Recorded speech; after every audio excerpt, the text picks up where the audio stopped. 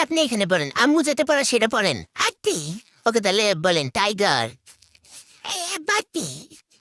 আপনার মন মতো বললেন ভুল। কোনটা কি তাইলে বলেন? বাপ বাপ বাপ বিষ। বিষ। ওটা ফিশ। ওটা বিষ। এটা বিষ। ওটা ফিশ। চিকেন। কে পড়াচ্ছে? আইস। অরেঞ্জ। বাপের। আম্মু পড়াচ্ছে না বেবি আম্মুকে পড়াচ্ছে কোনটা? এটা কেক।